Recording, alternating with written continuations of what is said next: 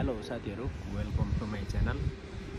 आजको यस भ्लगमा म तपाईहरुलाई मेडिकल फेसिलिटी जुन चाहिँ अहिले केएमसी हस्पिटलले गरिरहेको क्याम्प, जुन चाहिँ केएमसी हस्पिटल दुवाकोटमा भक्तपुर एरियामा भएको छ। हस्पिटल चाहिँ यही हो। अनि यो हेल्थ चेकअप क्याम्प चाहिँ 13 गतेसम्म छ। चैत 13 गतेसम्म तपाईहरु पनि आएर फ्री हेल्थ चेकअपको फाइदा लिन सक्नुहुनेछ। यसमा चाहिँ होल बडी अन्तर्गत पर्ने टेस्टहरु CBC, LFT, RFT, sugar random check, blood urea गरेर अरु पनि टेस्टहरु छन्। अनि सर्टेन पैसा लाग्ने अलिकति कम्प्लिकेटेड टेस्टहरु चाहिँ हजुरको सर्टेन डिस्काउन्टहरु पनि छ हैन। जस्तै कि एमआरआई, सिटी स्क्यानहरु गर्नु पर्यो भने 25% डिस्काउन्ट छ। सर्जरीमा पनि डिस्काउन्ट रहेछ, सर्जरी गर्नु पर्यो भने पनि।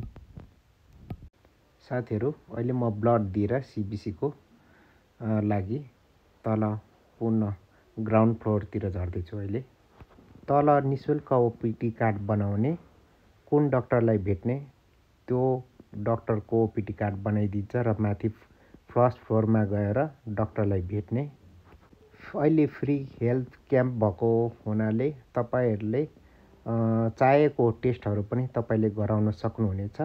यदि पैसा लाग्ने छ भने त्यस्तो टेस्टहरुमा 25% अफ हुनेछ।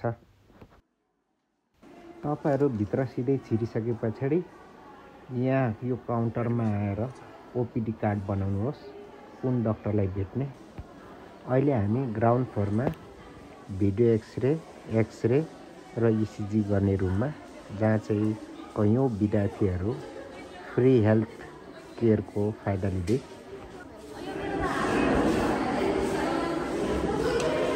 साथीहरु, हस्पिटल चाहिँ यही हो। पहिला चाहिँ यो डेन्टल हस्पिटल थियो। पछि अहिले अब चाहिँ हस्पिटल सुरु गर्न लागेको छ केएमसी ले।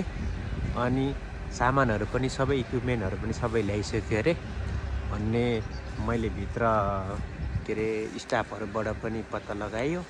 अनि यहाँको डाक्टरले पनि त्यही भन्नुभएको थियो। अब फुल स्केलमा यो पनि हस्पिटल सुचारू हुन्छ अरे है। यो दुवाकोट मूलपानी भन्दा यता सल्लाहगढीदेखि अलिकति यता पर्दो रहेछ केएमसी हस्पिटल। गुगल म्यापमा पनि भेट्न सक्नुहुनेछ है त। ल, हस्पिटल चाहिँ यो मेन बाटो यहाँबाट आउने टक्कसँगले पल्लो हाइवे चाहिँ उतातिर छ है। कतातिर उतातिर छ मेन हाइवे हैन। मेन हाइवे राधे सल्लाहगढी हैन, त्यो हाइवे। यहाँ अलिकति भित्री हाइवे रहेछ, यो पुरानो बाटो हाइवे रहेछ है। यताबाट आउने, त्यहाँबाट त बोर्डेबाट सिधै आए नि हुन्छ। टक्कसँगले टक्क यहाँबाट आउने ठ्याक्क हस्पिटल चाहिँ यहाँ छ है।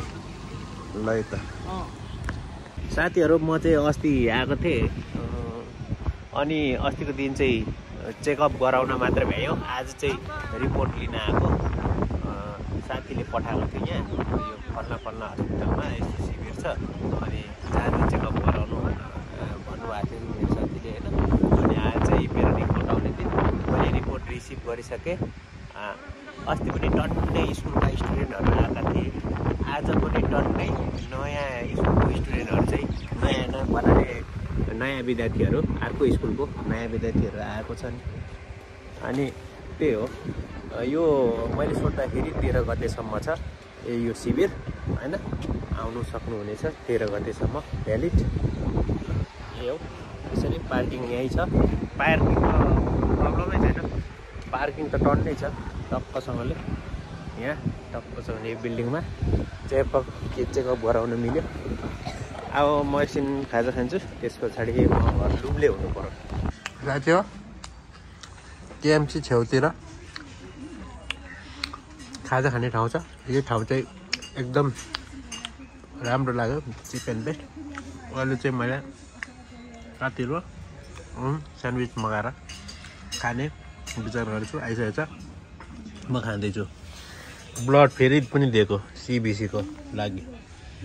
त्यही छोडिदिएछ काउन्टरको दिदीले।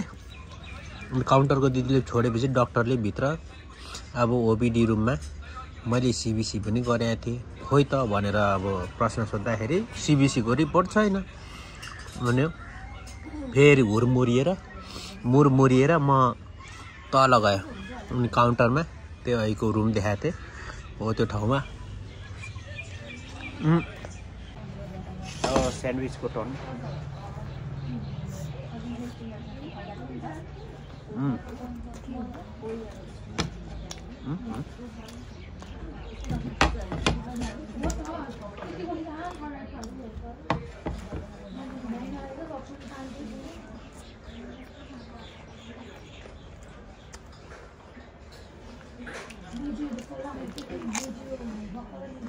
वाह धेरै खाएको लाग्दैन यार। खाइसक्छु ल। यो क्याफे होइन यहाँ हाम्रो साउ सञ्चालक यहीँ हुनुहुन्छ। खानाको विषयमा सोध्नु हुँदैछ मैले उहाँलाई एकदम मिठो छ भनेर एकदम सन्तुष्ट लाग्यो है। अस्तिदेखि खाएको मैले विचार गरिरहेको छु एकदम आमा बुवाहरू पनि। आमा एउटा कुरा सोधौँ हजुरलाई, फ्री चेकअप गराएर आउनु भएको अन्त कहिलेसम्म रहेछ यो? यो महिनाभरि भने यो महिना 13 गतेसम्म भने जस्तो लाग्यो मलाई चाहिँ होइन। तर राम्रै भयो नि होइन यतिको उहाँहरूले। ल है त अब के भिडियोमा अब सोधी खोजी गरेरै बनाएको उहाँको पर्मिसन लिएरै यति भनेपछि अब तपाईँहरूलाई पनि विश्वास भयो नि होइन।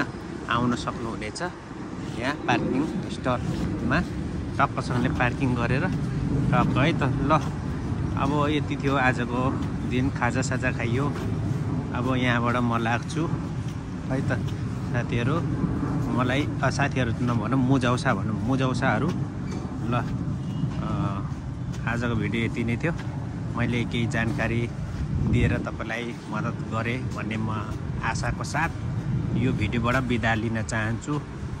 By, see you in another blog.